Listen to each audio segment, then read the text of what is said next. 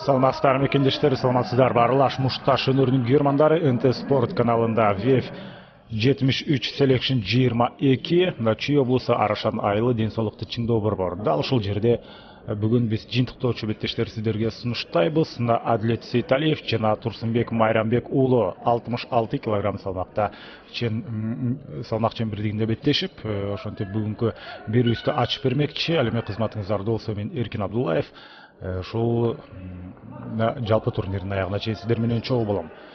Мына кызыл кийимчен бул Кыргызстандын желеги түшүрүлгөн чолокшун кийип жүргөн тагыра кызыл мээлейчен, ал болсо Адилет Сейталиев. Албетте мушкерлерди тааныштырганча эле алар чабуулга чыгып кетти.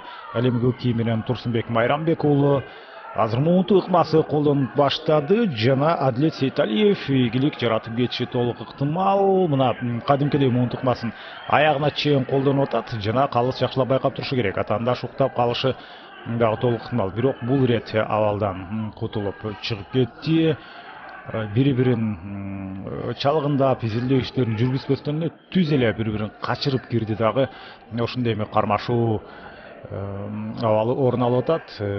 Экөө тең далысы менен жерге жатып, кандайдыр бир башка абалда тургусу келбейт. Ошондуктан кайрадан эле мына Адилет Сейталиев ушундай ал мезгилде Адилет Сейталиев азыр соккуларды жеп алды. Турсунбек Майрамбек уулунан бутунан көтөрүп жерге жаткырды дагы.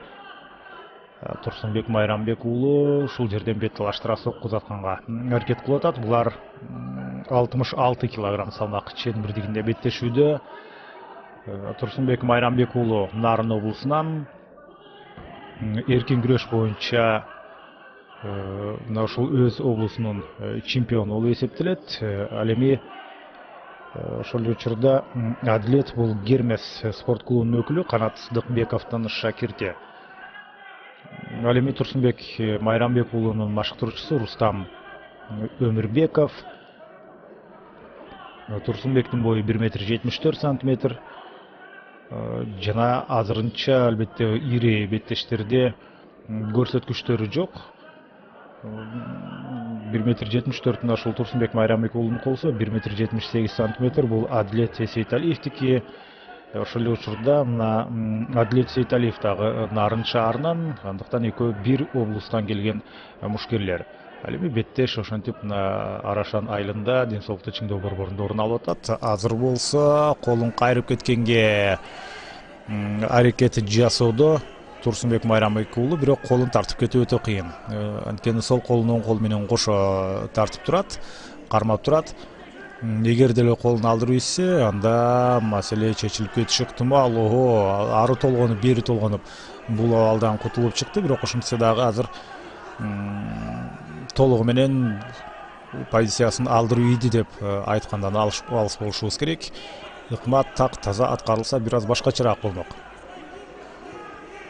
Ал ыкма ошентип ишке ашпай калды. Азыр абалы өзгөрүп кетти. Ошого карабастан ары айланып бери айланып туруп, аягында Турсунбек Майрамбек уулу ыңгайлуу позицияны ээлеп алды. Мына азыр бир колун толугу менен буту менен тосту дагы. Азыр бет талаштыра соккулар узатса эчтеке кыла албайт. Болду, токтоду. Токтотуш керек. Дал ошондой мына.